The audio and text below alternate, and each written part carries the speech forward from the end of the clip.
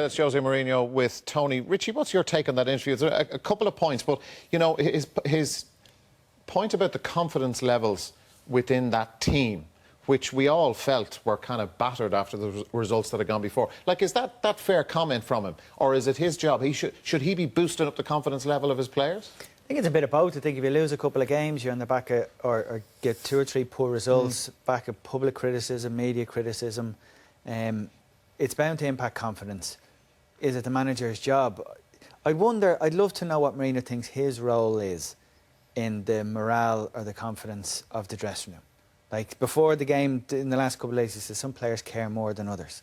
We can go through a big, long line of list of the players he's individually called out publicly, and it's leaking constantly now, the private rows he has in the dressing room. So I'd love to know, does he acknowledge in any way that he has a role in dwindling levels of confidence, if you think that's an issue for the club? It does look like they're playing like a group of players who aren't full of belief, there's no swagger, there's none of that stuff that you'd associate with a top Man United team. That was predictable enough stuff. We were chatting off air as to what he might say, and we thought he'd put a positive spin on it, which he did.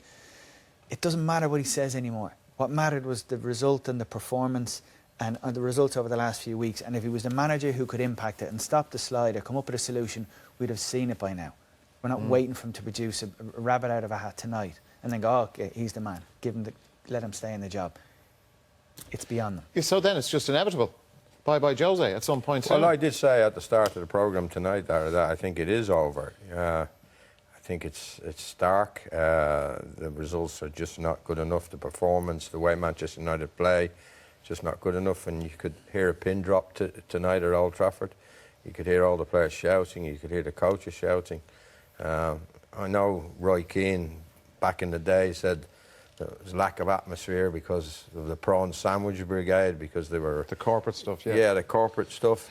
But that was also down to the fact that Man United were so good that the fans were complacent. They almost knew that they were going to dominate teams and win. Yeah. Now the atmosphere is completely the opposite. It's quiet because there's a lack of quality. There's no strategy. There's no plan. There's no pattern. Mourinho's solution to the problems of the team is just to chop and change the side. There's no continuity. The players don't know what they're doing. It really is poor, you know. I think they're just stumbling on from one game to the next. They're nowhere near a solution to their problems. Damien, that's a point that Liam makes that I just want to develop about. He doesn't know his best team. The Chelsea team that you were in under Jose, like, it was the same 11 week after week, you know, apart from injuries and stuff, but he knew what his best team was. Here, he doesn't even know who his best centre-backs are. That's a combination. That's because, and I'm not putting myself in that bracket, that Chelsea team and all the players were playing well. Yeah. And if you play well with him, he keeps you in the team. It's as simple as that. Whereas this team, if you go through it, the whole squad's, like, who's performing at their top level? Can you name one player? I don't think so. So... that would be the reason why, you know, he doesn't know his best 11.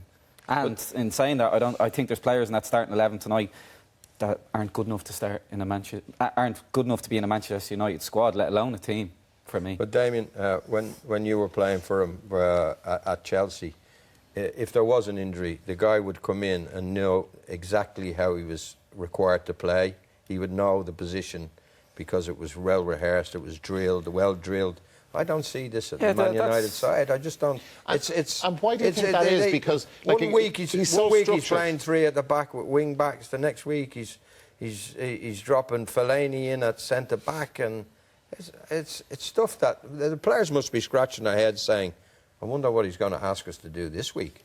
But he was, and again, Damien, you described earlier on this incredible attention to detail, nothing left to chance. You know. And there was a structure, there was a pattern. You guys stuck to it. Yeah. Like, why is that none of that appears there at Man United? That's the hard thing to understand now. Like, we all knew our jobs back then with our eyes closed. It's similar to when I had Roy Hodgson. You're just drilled into you day in, day out. Yeah, I might tweak it for games. Whereas now you look at them and they can look disjointed. And, you know, even me looking at wingers, I always knew I had to track back and double up with my full-back. Whereas Martial, again, does he not see it like Pogba, or is he just playing lazy? And with him, I'd veer to just the lazy side. And I think that's why he doesn't play, because he doesn't give him anything going back the way. So I've no doubt he still does all his work on the training ground, because what made him a great manager was his level of detail. His level of detail was absolutely scary, on and off the pitch.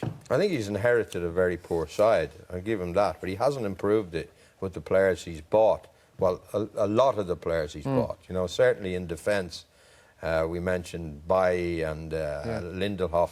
He hasn't improved it. He hasn't found a solution to have a playmaker in midfield, someone who can run the game. There's nobody there. Matic is a defensive midfield player, but he's not very creative when he had the ball. You saw that there tonight. Pogba just isn't that player. He invested a lot of money in wages on Alexis Sanchez, but it seems to... That's going to be a waste of money. He looks He's all the at top sea, earner. all at sea.